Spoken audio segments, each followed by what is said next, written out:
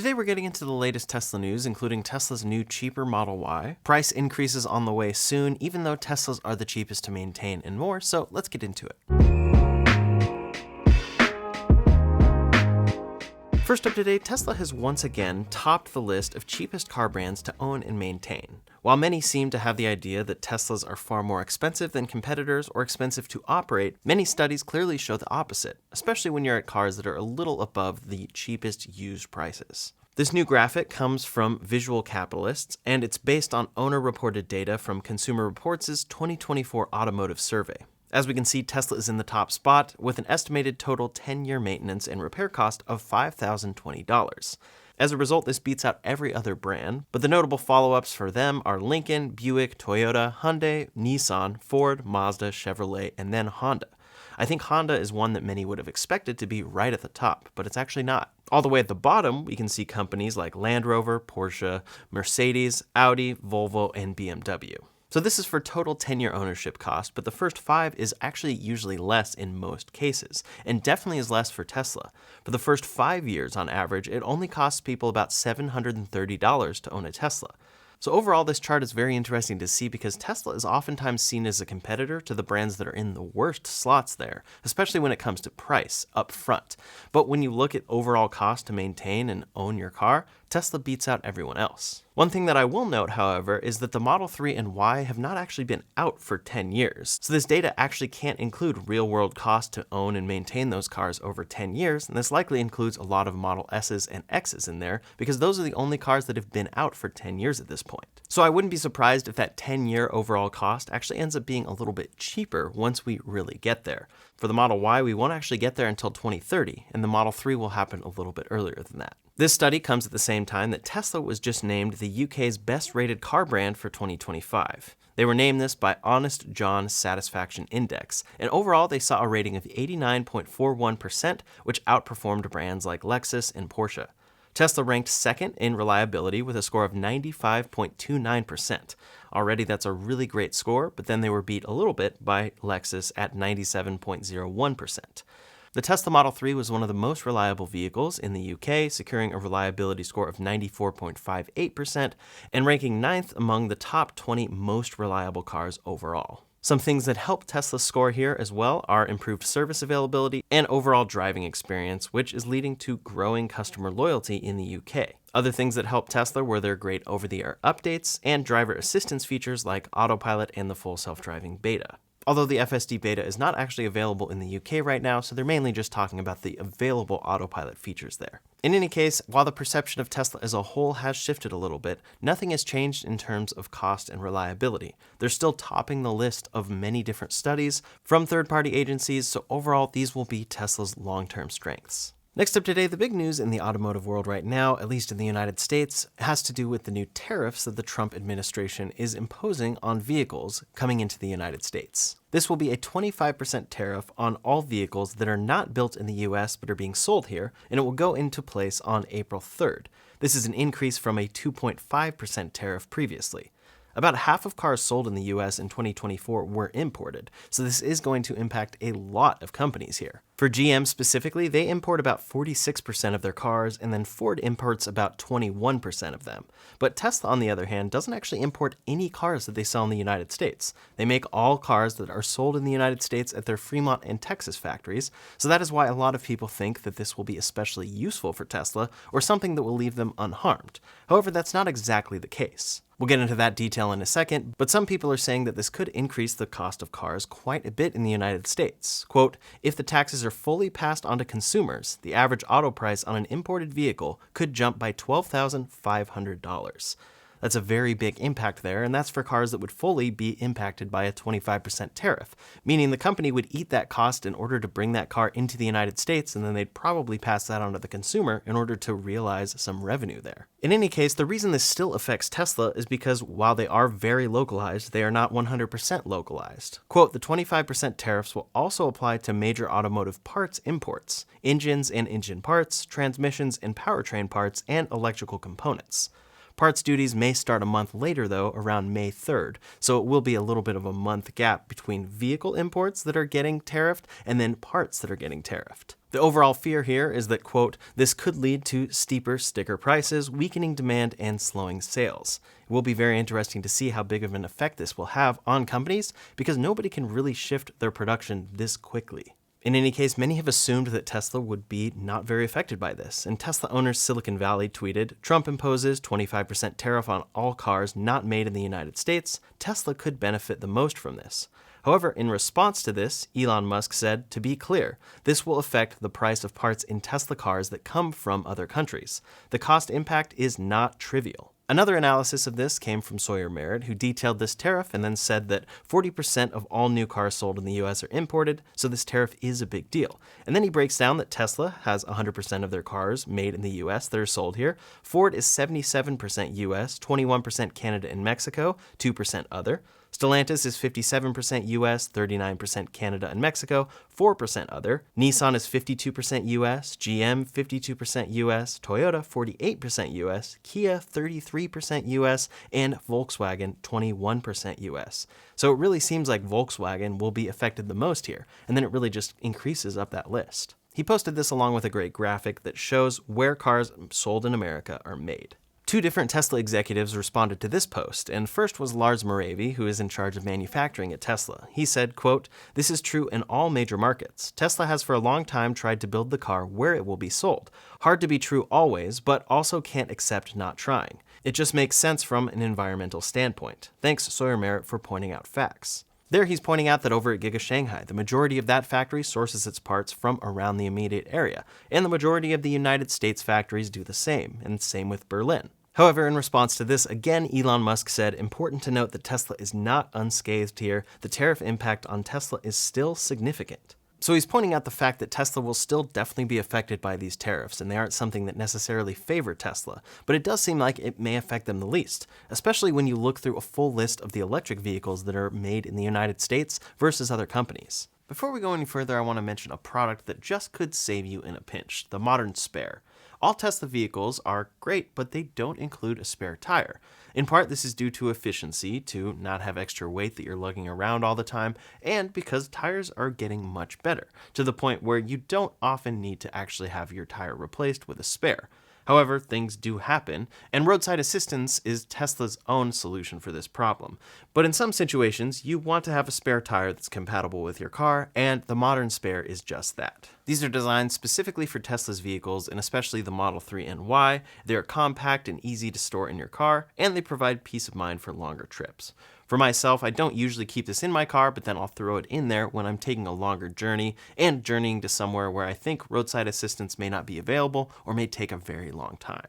So for that peace of mind, definitely check this out. It's the Modern Spare, and it's linked in the description below for each of Tesla's vehicles. Looking through this list on Electrek, we can see Audis and BMWs made in other countries. Then we see the Cadillac Celestiq finally made in Michigan. The Blazer EV is made in Mexico, so that will be affected by the tariff. The Mustang Mach-E is also made in Mexico, so same situation. But certain cars like the Hummer EV are made in the US, so they won't be affected. The Honda Prologue is made in Mexico, and that's actually become a pretty popular EV as of late, so that will be affected by this tariff, along with the Ioniq 6 and Ioniq 5. Going through the rest of this list, you really get a picture of just how much this is going to affect the whole industry. But how much will it affect Tesla? Well, a 2024 study from Kelley Blue Book said that as far as domestic parts sourcing goes, Tesla was still very much at the top there.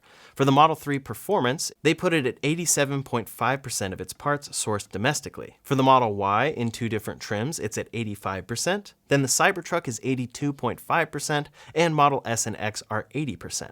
So for those last cars, that means that 20% of its parts are coming from elsewhere and will be affected by these tariffs. Now, since this study has happened, things have already changed. There's the refreshed Model Y, which seemingly will have some differences as far as where parts are sourced. Maybe it will be more sourced in the United States, or maybe they actually increased some of the parts that are coming from other countries like China. The Model 3 itself, not just the performance model, is likely back on this list as well because its battery is no longer sourced from CATL in its standard range version. But if we consider what the cost of the Model Y was prior to this new version in the launch series, that's the only one available to order right now, it started at $44,990. So if 85% of its parts are made domestically, it would mean that 15% of this car is going to be affected. So a 25% increase on 15% of the car might mean about $46,677.13 out the door now. However, it could be a lot less or more here. We're not sure if those parts make up a larger percentage of the car or actually a smaller percentage when it comes to overall cost. And then this will actually be a tariff on the import of the parts, so it won't be a tariff on the actual realized cost that customers are paying. However, we don't know how exactly Tesla might pass that on to consumers. Still, if we applied this very imperfect math to the Cybertruck, we'd take a $79,990 starting price, and that would increase to about $83,489.56, almost a $4,000 increase. Now again, we don't know what Tesla's true cost is here, but that's taking about 17.5% of the Cybertruck and increasing its cost. Of course, there's the referral link that can drop the price $1,000 right now, and there's the tax credit, but in order for this truck to qualify for the tax credit, it actually has to stay below $80,000. So it seems in this case, Tesla would actually have to realize that entire cost that the tariff brings. Otherwise, it would put the Cybertruck above $80,000 and it would no longer qualify for the $7,500 tax credit. It's always a crazy game to watch the ups and downs with pricing as it relates to tax credits. Now, as far as parts that Tesla is known to source from outside of the United States, it seems to be a lot of things like raw materials, semiconductors and chips, displays, seats and upholstery, glass, wiring harnesses, and tires. We don't know entirely how much of this has changed over the years and how many of their cars actually use these things locally or not. But it really does seem like price increases are in order for the entire industry, and even though Tesla will be unscathed in this regard, they may be the least affected here. Still, I wouldn't be surprised if we see some price increases coming for the Model 3 and Y quite soon. Those are Tesla's most popular cars and the ones that will really feel the impact for them as a company because they sell them at such large scales. For the Model Y, we actually haven't seen that car released in its base trims, like the $44,990 rear-wheel drive Model Y. That's what the price was previously, so I wouldn't be surprised if when that car comes to be, they actually launch it at $46,000 or $47,000. For the Model 3 today, it starts at $42,490, so definitely a $500 to $1,000 price increase could be around the corner. It's always very interesting to see what's going on with this situation and if these will stay in place or how long they might last for. Tesla has actually been setting themselves up quite well for a situation like this for years now, and I kind of think that's the reason why Elon is mentioning that Tesla won't be unscathed in this regard. He's trying to say that Tesla is not getting preferential treatment and that this will affect everyone across the board, but they've actually done a really good job at making their cars mostly in the United States. Final assembly is obviously done here for all of the cars they sell in the United States, and then a large percentage of the parts are here as well. So in some sense, this favors Tesla, but it also favors United States manufacturing, which is a very interesting thing to watch unfold. Regardless, I'll keep you posted on the situation here and how this grows, if it sticks around, if something changes with it, and then how much Tesla ends up affected when it comes to consumer pricing. As for other automakers in response to this, Hyundai has already responded, and they are in the process of making their $7.6 billion plant in Georgia. Hyundai's CEO said, "This plant couldn't come at a better time than now, because definitely all the cars that we would produce here are going to be exempted from any tariffs." Ultimately, that is the goal of these tariffs, is to bring production locally, and in this case it seems to be working, although the plans were already in motion for this, and it likely had to do with a number of factors, including the tax credit eligibility. Speaking of the Trump administration and Elon's involvement there, Elon has now announced that he plans to step down in the near future from the Doge department. He said, quote, "I think we will have accomplished most of the work required to reduce the deficit by $1 trillion within that time frame.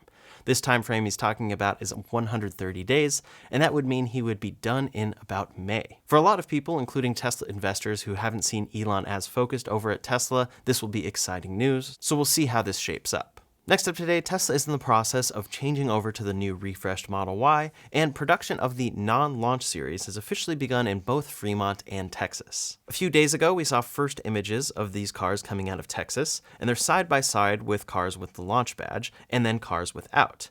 It's not just missing that badge, the location is actually located on the other side, so it replaces it and indicates that these are definitely non-launch series Teslas.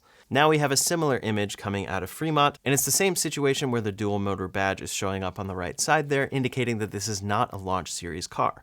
So inventory is starting to stack up of these cars before Tesla even has made this available. Basically, this timing is aligning perfectly with the sellout of the old Model Y. Tesla is taking a little bit of time with this changeover, and it seems that they aren't in as big of a hurry as they have with other changeovers in the past. For that old version of the Model Y, it's almost entirely sold out in the United States. Yes, in some states it's still available, and plenty of people will probably comment that it's readily available in their immediate area. But in general, it's gone in most popular areas and will be entirely sold out soon enough. Of course, used cars are still available from Tesla, but as far as new inventory of the now old Model Y, it's running out quickly. So very soon here, we'll see Tesla finally add the option to order other trims of this car that are not the launch series.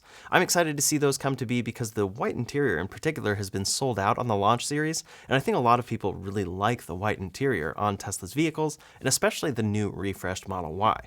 In any case, we know that production is underway of the long-range all-wheel drive version of this car, so we'll probably see that quite soon, and then I wouldn't be surprised if they wait a little bit and follow it with the rear-wheel drive long-range, or perhaps they will launch those at the exact same time.